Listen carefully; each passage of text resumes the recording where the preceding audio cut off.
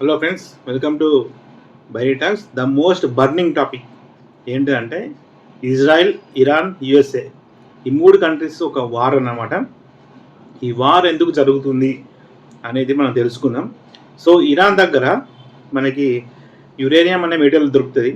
So ఆ uranium ఏం చేస్తారంటే బాంబ్స్లో కానీ మిజైల్స్లో కానీ ఇలా తయారు చేయడానికి ఆ మెటల్ అనేది ఉపయోగపడుతుంది. సో దాన్నే కట్టింగ్ ఎడ్జ్. సో ఆ కట్టింగ్ ఎడ్జ్ ఫ్రీక్వెన్సీలో చేస్తూ ఉంటే మనకి అందులోకి వెళ్ళి ఉన్న మెటీరియల్స్ వచ్చేసి మనకి బాంబ్స్లో కానీ న్యూక్లియర్ మిషన్స్లో కానీ చేయడానికి ఉపయోగపడతాయి. సో ఇది ఒకవేళ బయట పడితే అంటే వాళ్ళు సక్సెస్ అయితే అన్ని కంట్రీస్ ఇరాన్ దగ్గరికి వచ్చి చేరాల్సిందే. ఎందుకంటే వాళ్ళ దగ్గరనే ఓన్ మ్యానుఫ్యాక్చరింగ్ బాంబ్స్ కానీ ఇవన్నీ తయారిస్తారు. అలా బాంబ్స్ చేయబట్టి డిఫెన్స్ స్ట్రాంగ్గా ఉంటే మిగతా కంట్రీస్ని యుద్ధం చేసి ఆ కంపెనీస్ని అధీనంలోకి తీసుకోవచ్చు అనమాట. సో ఇట్లా జరిగితే ఏంటిదంటే మిగతా కంట్రీస్ అన్నీ ఇరాన్ కిందికి రావాలి. సో ఇది డొనాల్డ్ ట్రంప్ అనేది ఇష్టం ఉండదు. అప్పుడు యుఎస్ఏ కూడా ఇరాన్ కిందికి పోవాల్సిందే. సో ఇరాన్ని తన అధీనంలోకి తీసుకోవాలని యుఎస్ యుద్ధం అనేది చేస్తుంది. సో యుఎస్ఏ చెప్పిన ఏదైతే ఉంటుందో ఇరాన్ అనేది వినట్లే. ఎందుకంటే వాళ్ళు ఎందుకు వినాలి? వాళ్ళ దగ్గరనే స్ట్రాంగ్ డిఫెన్స్ ఉంది, ప్లస్ న్యూక్లియర్లో బాంబ్స్లో ఇవన్నీ తయారు చేయడానికి మెటీరియల్ కూడా ఉంది. సో ఇప్పుడు ఏదైనా నువ్వు అది చేయకు ఇది చేయి అని ఎవరైనా చెప్తే ఎట్లుంటుంది? ఆధిపత్యం చలాయిస్తే బాగుండదు కదా. సో ఎవరి కంట్రీ వాళ్ళకే చూసుకోవాలి. నువ్వు వచ్చి మాకు చెప్పేది ఏంది అన్నట్టు ఇరాను యుఎస్ఏ అంటుంది, నేను చెప్పినట్టు నువ్వు వినానని యుఎస్ఏ అంటుంది. సో వాళ్ళు వినట్లే కాబట్టి ఈ వార్ అనేది జరుగుతుంది. ఇద్దరి మధ్యలో ఘర్షణ అనేది రోజు రోజుకి ఎక్కువ అవుతుంది. సో ఈ ఘర్షణ చేయబట్టి మనకి ఇరాన్ దగ్గర స్టేట్ ఆఫ్ హార్మోన్స్ అనే సీ రూట్ ఉంటుంది అనమాట. మనకి క్రూడ్ ఆయిల్ ఆ షిప్స్ ద్వారానే, ఆ సీ రూట్ ద్వారానే వస్తుంది. ఇరాన్ దగ్గరనే అది మనకి పాయింట్ ఉంటుంది అనమాట. అది స్టేట్ ఆఫ్ హార్మోన్స్ అంటారు దాన్ని.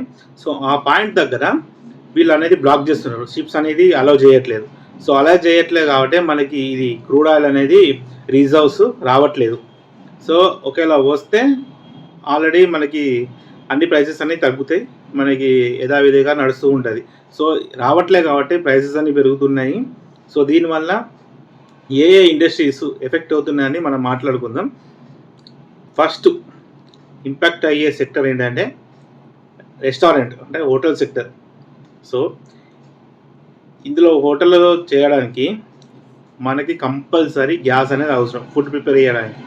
సో ఈ ఫుడ్ అనేది ప్రిపేర్ చేస్తేనే మనకి జొమాటో, స్విగ్గీ వీటికి బిజినెస్ ఉంటుంది. అక్కడ రెస్టారెంట్లో ఆర్డర్ లేకుంటే ఈ జొమాటో యాప్, స్విగ్గీ యాప్ వీళ్ళు ఏం చేస్తారు? వీళ్ళు ఏం చేయలేదు కదా. సో వీళ్ళకి అనేది పెద్ద దెబ్బ అవుతుంది. ఇక్కడ హోటల్ ఇండస్ట్రీ మనకి దెబ్బతింటుంది, అలాగే స్విగ్గీ, జొమాటో ప్లాట్ఫామ్స్ కూడా దెబ్బతింటున్నాయి అనమాట. సో దీనివల్ల మళ్ళీ ఇంకా మనకి హాస్టల్స్లో కానీ కంపెనీస్, మల్టీనేషనల్ కంపెనీస్ హాస్టల్స్ వీళ్ళు కూడా అక్కడ ఫుడ్ లేదు అని కొన్ని already hostels Telangana government hostels కొందరు మనకి డిక్లరేషన్ ఇచ్చేసింది అనమాట. ఫుడ్ లేదు అంటే ప్రిపేర్ చేయడానికి మనకి మెటీరియల్ లేదు, గ్యాస్ అనేది. సో హాస్టల్స్ అనేది జస్ట్ బేసిక్ ఫుడ్ మాత్రమే, ఒక రైస్, ఒక కర్రీ అన్న 2 కర్రీలు అన్న చేసి చూస్తామన్నట్టు వాళ్ళు మనకి నోటీస్ అనేది ఇచ్చారు. కొన్ని కంపెనీస్ ఏం చేశారంటే మనకి ఆల్రెడీ వర్క్ ఫ్రమ్ హోమ్ అనేది ఇచ్చారు, హెచ్సిఎల్ లాంటి కంపెనీస్. ఇంకా బెంగళూరు, చెన్నైలో అయితే అలా కంప్లీట్గా ఇచ్చేసారు అనమాట. ఇక్కడ హైదరాబాద్లో హెచ్సిఎల్ లాంటి companies already work from home వచ్చేది. సో ఈ దెబ్బ బట్టి ఇట్లా ఈ కంపెనీస్ అన్నీ ఎఫెక్ట్ అవుతున్నాయి.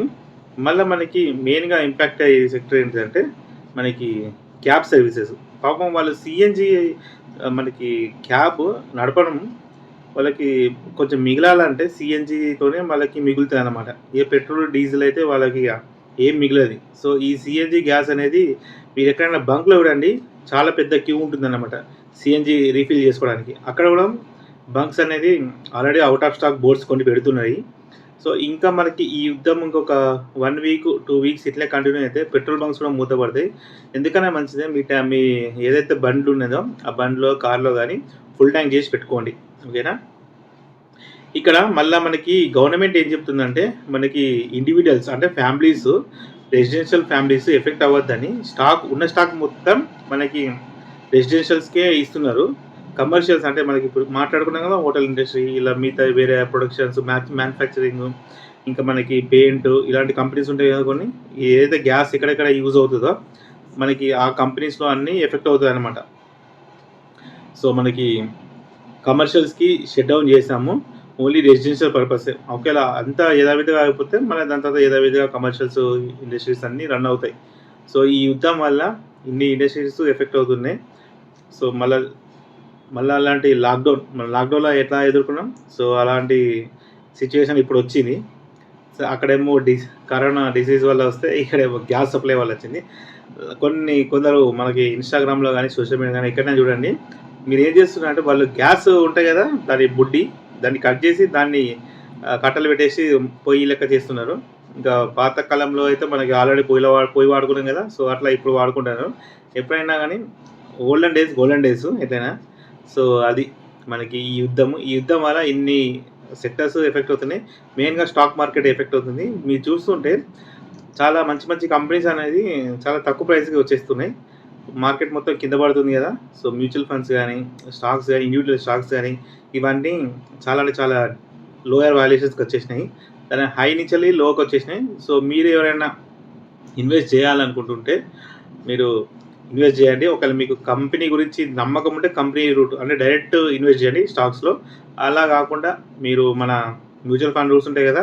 స్మాల్ క్యాప్ కానీ, మిడ్ క్యాప్ కానీ, లార్జ్ క్యాప్ కానీ ఇలాంటి ఫండ్స్ సెలెక్ట్ చేసుకొని ఇన్వెస్ట్ చేయండి. సో, చాలా మీకు ఒక 1, 2 ఇయర్స్ తర్వాత మనకి అంతా యథావిధిగా ఇది టెంపరరీ పెయిన్ ఇది. పర్మనెంట్ పెయిన్ కాదు కదా! Temporary pain. ఈ యుద్ధం అనేది చాలా ఎన్ని రోజులు జరుగుతది అంటే వాళ్ళు ఎప్పుడైనా కాంప్రమైజ్ కావాల్సిందే. ఎవరో ఒకరు కాంప్రమైజ్ అయితేనే యుద్ధం. ఇప్పుడు నువ్వు నేనున్నాం. సో, నేను చెప్పింది నీకు నచ్చట్లేదు. నువ్వు చెప్పింది నాకు నచ్చట్లేదు. కానీ ఇద్దరం ఒక రోజు మాట్లాడుకుంటాం. 2 రోజులు మాట్లాడుకోము. సో, కానీ ఏదో ఒక రోజు మాట్లాడుకొని సెటిల్ చేసుకోవాల్సిందే కదా! సో, అట్లా అంటున్నా. యుద్ధం అనేది టెంపరరీ. స్టాక్ మార్కెట్ అనేది టెంపరరీ. సో, దాని తర్వాత ఇలాగా రికవర్ అవ్వాల్సిందే స్టాక్ మార్కెట్.